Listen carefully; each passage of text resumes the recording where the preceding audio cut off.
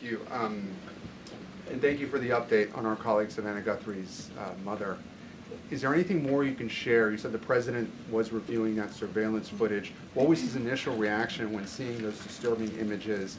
And does he believe that that suspect acted alone? I haven't talked to him specifically about the second point on whether the suspect acted alone or not, so I don't want to weigh in on the president's thinking on that. His initial reaction, of course, as all Americans, is just pure disgust. And again, it's heartbreaking to see now this footage really bring to life a story we've all been reading about. And again, we're just praying for the safety of Nancy Guthrie and that she will return home soon. And the president directed me to please encourage all Americans with any information to call the FBI, and we hope that this case will come to a positive resolution as soon as possible. We, of course, have a lot to talk about in a completely separate topic. I was hoping you can clarify something that's come up over the last several days, again, regarding a separate topic in the Epstein files. According to newly released files, the president had a conversation with the Palm Beach police chief in the early 2000s, according to the police chief in 2019. The president has gone on record before, and he's told reporters that he said that that he had no idea about Jeffrey Epstein's crimes. During this conversation with the police chief, however, he did say, according to this recounting of it, that thank goodness you're stopping him. He also called Ghislaine Maxwell evil. So my two questions are, did that conversation with the Palm Beach police chief happen? And can you explain the discrepancy? What I will say is that the president has always remained consistent, and that he kicked Jeffrey Epstein out of his club at Mar-a-Lago because, frankly, Jeffrey Epstein was a creep. And unlike many other people who are named in these files, President Trump cut off his relationship with Jeffrey Epstein and was honest and transparent about that for years and years. And so I think what the president has said all along has always remained true. And the release of more than 3 million documents related to Jeffrey Epstein and his heinous, disgusting crimes just shows the level of transparency that this president and administration has committed to in bringing these files to light. But did he call the chief in 2006? Caroline, did he call the chief? Look, it was a phone call that may or may not have happened in 2006. I don't know the answer to that question. What I'm telling you is that what President Trump has always said is that he kicked Jeffrey Epstein out of his Mar-a-Lago club because Jeffrey Epstein was a creep, and that remains true. And this call, if it did happen, corroborates exactly what President Trump has said from the beginning. And I'm sure many of you, when you read that alleged FBI report, probably thought to yourself, wow, this really cracks our narrative that we've been trying to push about this president for many years. So we're moving on from that. Reagan. Thanks, Caroline. I want to ask you about the SAVE Act. NBC reported that there's some hesitation among House Republicans on adding absentee ballot restrictions into the SAVE Act. Can you explain what the hesitation is among House Republicans and also just provide a status of negotiations with Congress on the legislation? Sure. I can't speak for House Republicans, Reagan. I can obviously speak for the president, who is quite possibly the strongest supporter of the Save America Act, which, as you know, would require proof of citizenship to register to vote. It would require proof of identification, a photo identification before casting a ballot. And it would also ensure that there are exceptions made. I think that's what you're alluding to with these conversations with House Republicans for reasonable requests, of course, for our military, for individuals who are disabled and cannot make it to the polls. Those are reasonable, common sense things that I believe House Republicans are discussing amongst themselves. But as for the president, he's been very clear. He wants House Republicans and Democrats, too, if they were politically wise, to pass this legislation, for the Senate to pass it, to send it to the president's desk so it can be signed into law. Follow-up. I'm wondering when the last time the president spoke to Leader Thune was, and if he discussed using the standing filibuster to pass legislation. The president has given his position on the standing filibuster. As for his most recent conversation with Leader Thune, frankly, I'm not sure. I do know they speak very frequently. The president's in constant communication with both Leader Thune and the House Speaker, Mike Johnson. Stephen, I see we switched up our seating chart. Your direct line of sight now. Congratulations. Correspondents Association for recognizing the New York Post's reach. I've got two questions for you, one about the Guthrie case and then another about infrastructure. On the Guthrie case, does President Trump have a warning to the culprits here about what would happen to them, what federal consequences they would face if they do not release Nancy Guthrie unharmed? I think anyone who was involved in this depraved crime, this abduction, of course, we want to be seen held to the fullest extent of the law possible.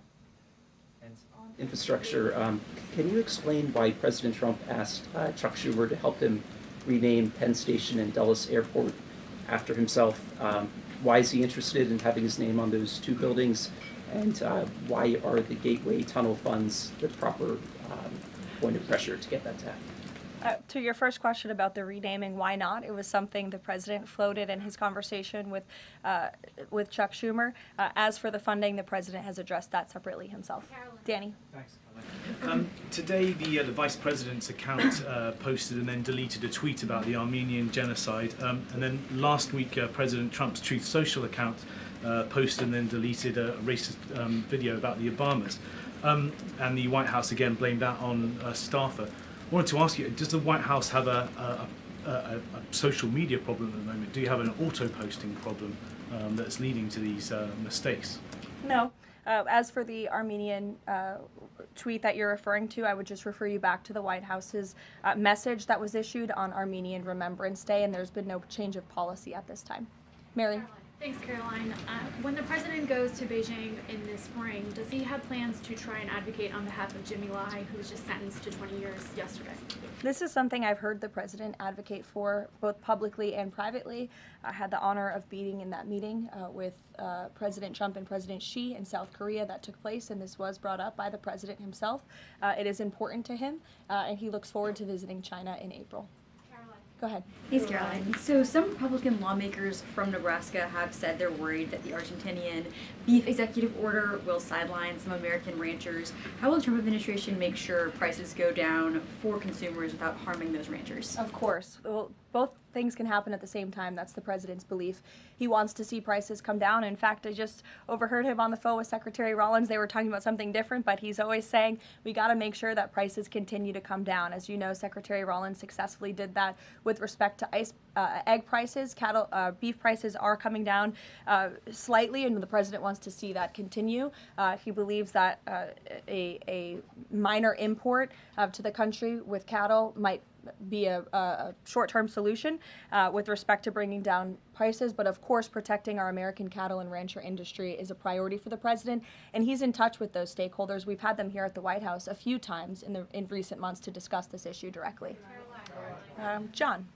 Thanks a lot, Caroline. Yesterday, the president on social media threatened to block the new Gordie Howe Bridge, which would connect Detroit to Canada. This is a bridge that was fully paid for by It used American labor to construct it. It used American steel to construct that bridge. The president in 2017 was actually in favor of this bridge, part of a joint statement that he put out when he met with the Canadian Prime Minister. Why has the president changed his mind as it relates to this bridge? I think the president was very clear and direct in his truth, John, but just to reiterate, the fact that Canada will control what crosses the Gordie Howe Bridge and owns the land on both sides is unacceptable to the president. It's also unacceptable that more of this bridge isn't being built with more American-made materials, even more so than what President Barack Obama committed to with the Canadians at the time, at the start of the project. He also believes that the U.S. should own at least half of the bridge, have shared authority over what passes across it, and participate in the economic benefits generated by its use. This is just another example of President Trump putting America's interests first, and so he made that very clear in his call with Prime Minister Carney earlier today. Phil. Thank you, Caroline. Sure. DHS Secretary Kristi Noem just posted a photo of herself signing the last contract to build a border wall between Laredo, Del Rio, and Big Bend, Texas, among reports that construction had stalled. Is the president satisfied with the pace of construction? The president wants to make sure that the full border wall is built as quickly as possible, of course. I know this is a priority for him dating back to 2016, and so absolutely he wants to ensure that the border wall is built under budget and ahead of schedule is how President Trump likes to view building projects, and that includes the border wall. Satisfied with the pace of construction thus far? I think the president is never satisfied. He always wants to ensure that things are moving along as quickly as possible, but I know Secretary Noem is on it, and she's doing a great job. Thank you, Caroline. You're welcome. Sure, go ahead. Thank you. Charlie. On the Nancy Guthrie case, is the president satisfied with the federal and local investigations so far? And has there been any more contact from the White House or the president with the family? I don't think anybody will be satisfied until this case is brought to a close and until Nancy Guthrie is returned home safely with her loved ones. About the White House contacts, has the president contacted the family since? Not since that initial phone call. Sure, Tamara. Thank you. The National Governors Association is removing a meeting with President Trump from his agenda because only Republicans were invited. Is the White House reconsidering inviting Democrats, or do you think Republicans are still going to show up? Like, where does that stand now? No, look, I just spoke with the president about this. It is a dinner at the White House. It's the people's house. It's also the president's home, and so he can invite whomever he wants to dinners and events here at the White House. I believe Governor Moore was invited last year, and he did not show up to the dinner last year. Nobody reported on it. But again, the president has the discretion to invite whomever he wants to the White House, and he welcomes all those who received an invitation to come.